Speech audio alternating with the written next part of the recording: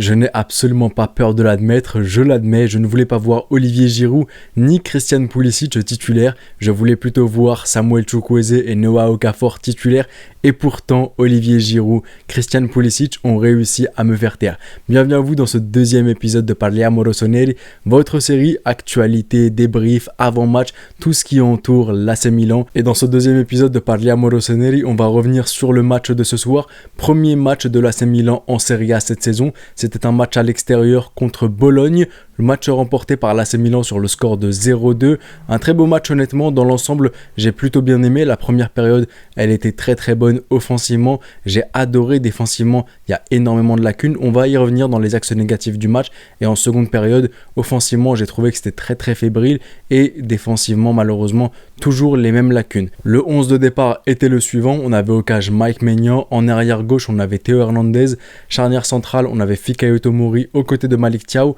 arrière droit on avait Davide Calabria, au poste de numéro 6 parce que c'était un 4-3-3, la pointe basse de ce milieu de terrain c'était Krunic, les deux numéro 8 c'était Ruben Loftus-Cheek ainsi que Tijani Reijnders, et le trio de devant sur l'aile gauche on avait Rafael Leao, buteur Olivier Giroud, et enfin le dernier joueur de ce 11 de départ c'était Christian Pulisic qui a sorti un match sensationnel. Il est à l'origine de l'avant-dernière passe sur le premier but, c'est Olivier Giroud qui a marqué le premier but de la saison. Ensuite il a été à l'origine du second but, tout simplement un but magnifique sur un 1-2 avec Olivier Giroud, et que dire de Tijani Reijnders au milieu de terrain qui est à l'origine aussi de la passe décisive sur le premier but. Honnêtement il a fait le taf offensivement, il est incroyable dans ses déplacements, dans les efforts qu'il fournit, dans le QI-football qu'il a, dans les initiatives. J'adore Tijani Reijnders et je pense vraiment que pour ceux qui ont regardé le premier épisode, le maillot domicile, je vais le floquer Tijani Reijnders, et l'extérieur ce sera pour Rafael Leao. Et maintenant passons aux trois axes positifs, aux trois choses positives de ce match là. Ensuite on enchaînera avec les trois choses négatives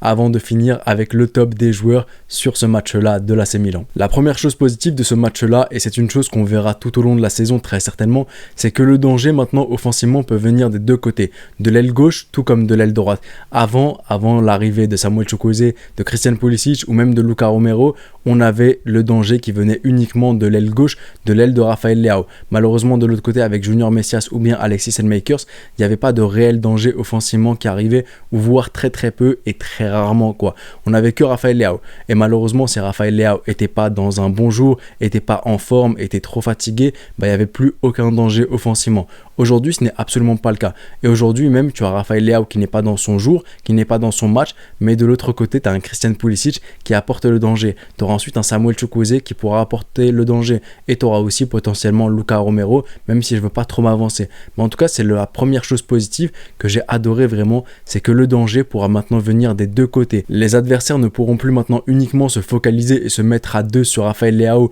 pour nous pourrir le match, parce que de l'autre côté on a sur l'autre aile des joueurs comme Christian Pulisic, comme Samuel Chukwueze qui eux pourront très bien faire le taf. Deuxième chose positive maintenant, c'est la profondeur de l'effectif. Quand on arrive à un stade où on se pose les questions de qui est-ce qu'on va faire jouer, qui est-ce qu'on va mettre sur le banc, c'est qu'on voit quand même qu'on a une certaine profondeur d'effectif. Quand on se pose la question de est-ce qu'on met Christian Pulisic ou bien Samuel Chukwueze, parce que les deux sont forts, là tu te dis que finalement on a un superbe effectif. Quand tu te dis est-ce que je vais mettre Olivier Giroud ou bien Noah Okafor au poste de buteur, parce qu'à ce moment-là il n'y a plus ce qu'on appelle l'aspect de dépendance, tu ne dépends plus d'un joueur à un poste, tu as de quoi tourner, tu as de quoi faire reposer des joueurs, tu as de quoi même créer de la concurrence à certains postes sur certains joueurs, donc honnêtement j'adore. Et d'autant plus que le mercato n'est pas encore fini, et de ce que j'entends il y a encore des joueurs qui vont venir renforcer l'effectif, de quoi nous permettre de jouer sur plusieurs tableaux, le championnat, la Serie A, la Coupe d'Italie et aussi la Ligue des Champions. Et enfin pour terminer avec le positif, la troisième chose, c'est une chose qu'a fait Stefano Pioli que j'ai adoré, c'est de ne pas faire sortir Rafael Leao. Je m'explique,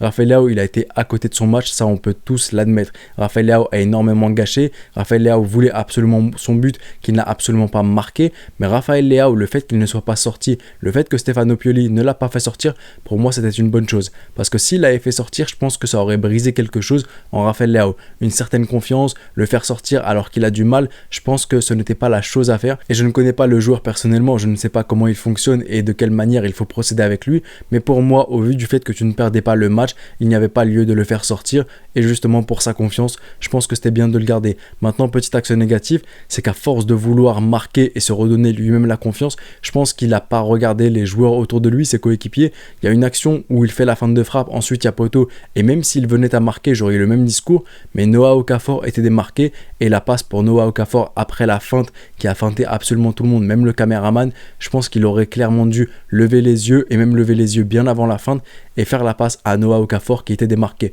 D'autant plus que pour moi, Leao, ça fait partie des leaders de cette équipe maintenant. Il doit maintenant donner de la confiance aux autres joueurs, aux autres arrivants, et ça passe aussi par le fait de faire marquer ses coéquipiers, et c'était peut-être le moment de faire marquer un de ses coéquipiers, et je pense qu'une passe décisive, ça donne aussi de la confiance, pas autant qu'un but peut-être, mais ça donne aussi quand même de la confiance, et t'en ressors avec quelque chose. Et passons maintenant au un peu moins beau, aux axes négatifs de ce match-là de la part de l'AC Milan. Premièrement, première des choses, c'est la charnière centrale beaucoup trop fébrile. Honnêtement, une charnière centrale, comme je l'avais dit au début, composée de Malick Thiaw et de Fikayo Tomori, et je ne veux pas jeter la pierre que sur un joueur, mais malheureusement Tomori, je l'attendais comme un leader après le Scudetto. Pour moi, il avait fait une superbe saison lorsqu'on remporte le Scudetto. Pour moi, c'était un bonhomme, et je me suis dit que dès lors qu'on va ramener quelqu'un de plus jeune à ses côtés, il pourra porter, il pourra avoir les responsabilités, prendre les erreurs pour lui-même, même si c'est l'autre qui fait les erreurs, mais malheureusement là c'est lui qui fait les erreurs et c'est lui qui doit en assumer les conséquences. À côté d'un joueur qui est jeune, un joueur qui est rempli de qualité,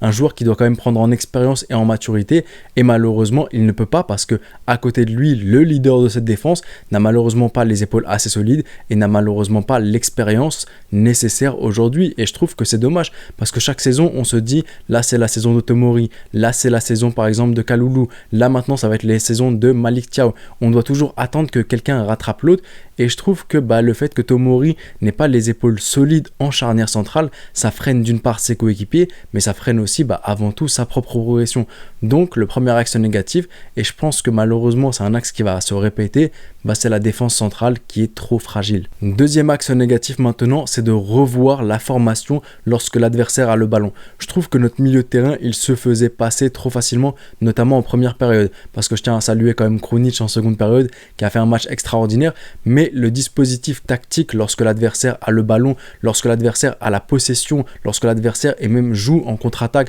en transition rapide, je trouve que les joueurs ne sont pas très coordonnés, je trouve qu'il y a un problème tactique, je trouve que Stefano Pioli ne crie peut-être pas assez aux joueurs de bien se replacer, peut-être même que Stefano Pioli ne sait pas comment replacer ses joueurs, à ce moment-là il y a un très gros problème, mais honnêtement lorsque l'adversaire a le ballon et surtout en contre-attaque, je trouve qu'il n'y a aucune organisation derrière, et malheureusement ça paye de fou. Aujourd'hui, comme je l'ai dit, on fait face à Bologne, ils ont énormément raté, et dans le futur quand tu vas faire face à une équipe qui sera tranchante, une équipe qui sera chirurgicale, qui ne va pas rater la moitié de ses occasions, et où peut-être que tu n'auras pas un Mike Maignan dans le meilleur des soirs, je pense que ça va faire très mal. Donc honnêtement, le dispositif tactique, la position des joueurs, la coordination, je pense qu'elle est vraiment à revoir lorsque l'adversaire a le ballon. Et cela s'applique que l'adversaire soit en phase de possession ou que l'adversaire joue en contre-attaque en transition rapide. Et enfin, troisième et dernier axe négatif de ce match-là, c'est les changements beaucoup trop tardifs de la part de Stefano Pioli. Les premiers changements sont intervenus à la 73e minute.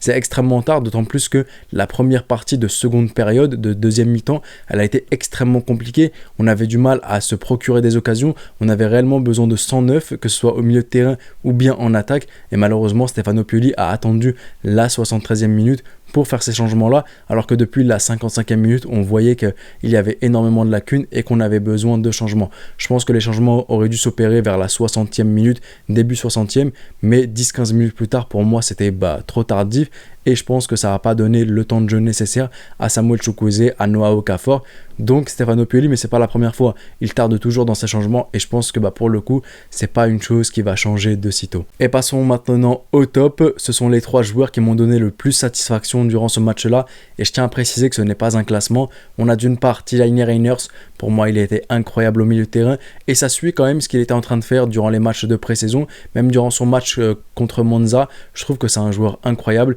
il a encore pas mal à apprendre, mais de ce qu'il propose déjà, c'est juste fascinant, et c'est l'un de mes joueurs préférés de ce mercato, et même de l'AC Milan, de l'effectif en général. Le deuxième joueur top, c'est Olivier Giroud. Olivier Giroud qui a marqué, Olivier Giroud qui a été passeur décisif, Olivier Giroud qui n'a jamais été radin dans les efforts, Olivier Giroud qui a toujours cherché les solutions pour ses coéquipiers. donc il figure très logiquement dans ce top. Et enfin, le dernier joueur, Christian Pulisic. Christian Pulisic, auteur d'un but magnifique. Christian Pulisic, auteur d'une avant-dernière passe sur le but de Giroud. Christian Pulisic, pour moi, il m'a fasciné durant ce match-là. Je ne pensais pas qu'il serait aussi fort pour son premier match, officiel du moins, mais en tout cas, il a répondu présent et il m'a fasciné. Et on arrive donc à la fin de ce deuxième épisode de Parliamo Rossoneri, à la fin de ce débrief du match Bologne-AC Milan, remporté par l'AC Milan sur le score de 0-2, avec un magnifique but de Christian Pulisic et un but de Olivier Giroud. À vous de me dire maintenant dans l'espace commentaire qu'est-ce que vous en avez pensé de ce match-là, en suivant peut-être la même formule que j'ai utilisée durant la vidéo, 3 axes positifs, 3 axes négatifs, avec un top. Mais en tout cas, faites comme vous voulez, dites-moi ce que vous en avez pensé de ce match-là, je me ferai un plaisir de tous vous lire. C'était le petit pharaon, prenez soin de vous et de vos proches et je vous dis... Arrivederci.